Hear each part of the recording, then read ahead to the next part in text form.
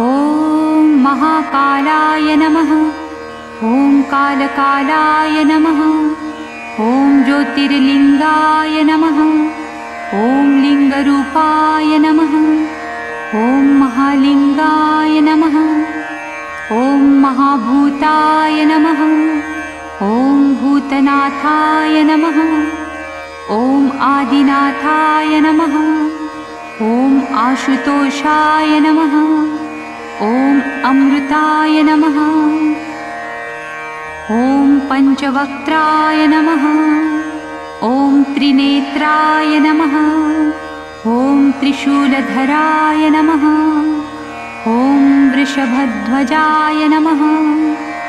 ॐ विषधराय नमः। ॐ बिल्वधराय नमः।